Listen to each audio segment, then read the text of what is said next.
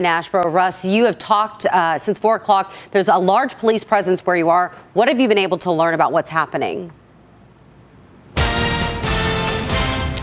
Yeah, so while we were sitting in our vehicle just maybe 30 minutes or so ago at the max, we were editing our story. We looked out of the window and we saw a lot of police activity, a lot of law enforcement activity just down the hill from where we were actually parked, maybe 50 yards at best. Here's video of what that looked like. I'm going to break down what we know at this point. So we saw this activity happening. We saw two gentlemen law enforcement were talking to at the time. They both ended up in handcuffs. It looks like at least one of them was taken into custody after that point. Now, what caused this, according to police, and they're very limited, of course, in telling us what they can tell us yet, but you can see what we saw. There were a couple of weapons that were pulled out of the vehicle and put on top of that car. First, we saw the weapons on the top of the trunk, and then we saw the weapons on the roof of the vehicle itself. They stood out there. They talked to these two gentlemen for some time, and then officially, they're not giving us much more than that. The good news is they said there was no real threat to the public. The other good news is it was hours after Donald Trump and J.D. Vance had left the scene. They were long gone when this happened, and it was in this, foray of cars that you're still seeing all these hours later trying to get out of here. A lot of these people got in here like 8 o'clock this morning, 9 o'clock this morning. Some of them couldn't even get inside. The lines were so long. But as far as that incident is concerned, at least that is under control. I'm going to let you take a listen to some of the other things the former president had to say.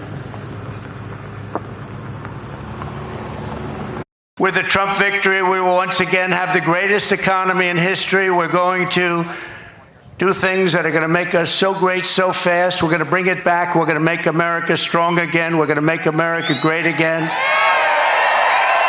It's going to be fantastic.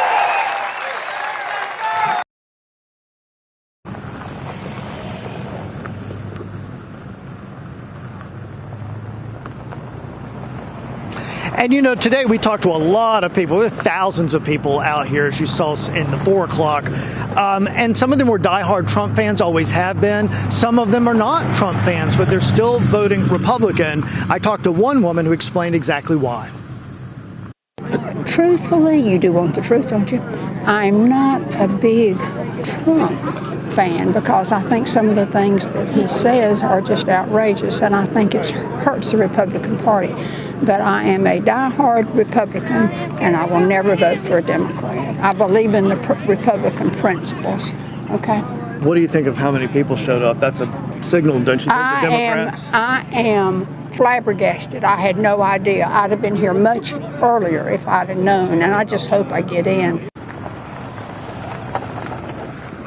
And when we talk about the crowd that showed up here, Democrats have seen a lot of people show up for Kamala Harris all over the country. You've seen how it's been at the DNC. She was in Milwaukee just last night with a packed crowd. Well, I can tell you there was a packed crowd here today. There's no question about it.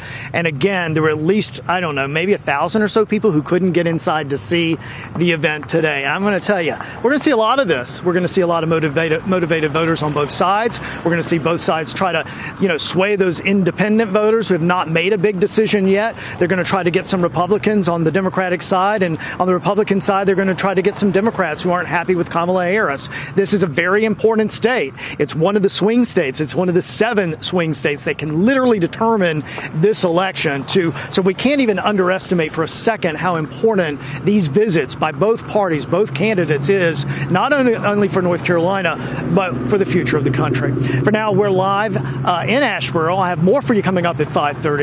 Back to you guys. All right, Russ, thanks so much.